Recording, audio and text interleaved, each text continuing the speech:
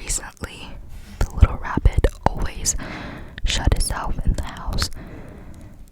When the little friends came to invite it to play in the forest, it refused from behind the door. "I don't feel like going out today." The friends were very puzzled, but the little rabbit just wouldn't open the door. The little friends decided to come up with a plan.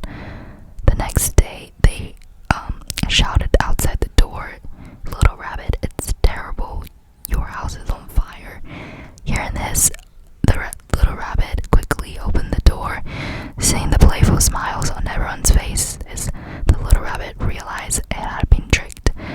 It hung its head and whispered, "I've got a lot of blisters on my face. I look ugly, and I was afraid you'd dislike me and not want to play with me anymore." The little monkey jumped in front of the little rabbit and said with a smile, "Silly, we're good friends. How could we stop playing with you just because of this?" The little squirrel nodded beside and said, "Exactly. Looks don't matter at all. We like you for who you are." And the little rabbit looked up at the sincere smiling faces of its friends, and its eyes reddened slightly. Since then, the little rabbit was no longer afraid and played happily with its friends, and the blisters on his face slowly disappeared. Great, that's the first one. And okay, the second story. It's called The Chocolate House. The chocolate house. Once upon a time, in a small, quiet village, there lived a kind-hearted old woman named Granny Rose. She was famous for her delicious chocolates. One day, Granny Rose had a wonderful idea. She decided to build a house made entirely of chocolates. She worked day and night. First, she made large chocolate bricks with different flavors. Then she carefully put them together to build the walls. For the roof, she used big, flat chocolate slabs.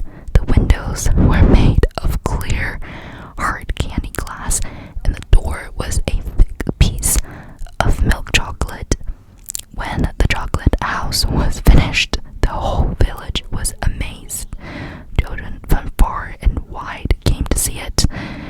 They were all attracted by the sweet smell. One little boy named Benny was especially curious. He knocked on the milk chocolate door. Granny Rose opened it with a big smile. "Come in, children. You can even taste the house if you like," she said. The children were so excited. Benny took a small bite of the wall. "Yummy, it's the best chocolate I've ever tasted," he exclaimed. But then a big, mean bear heard about the chocolate house.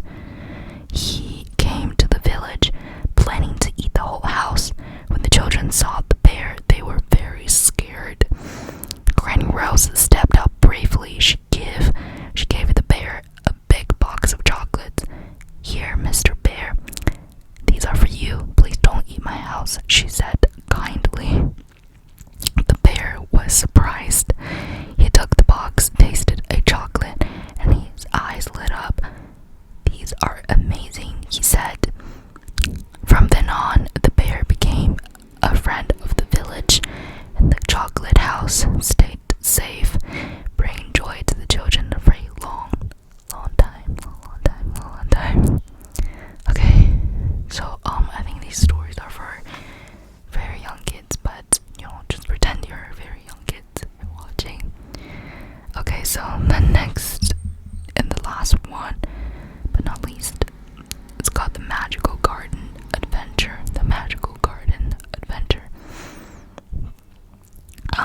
Once upon a time, in a small village, there was a little girl named Lily.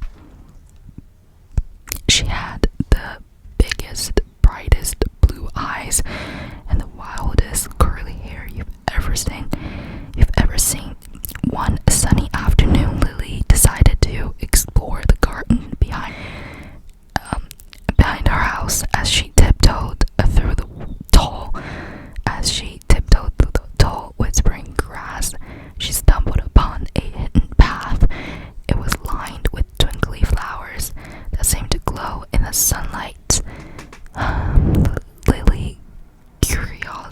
Lily's curiosity led her down the path, and she found herself in a magical garden.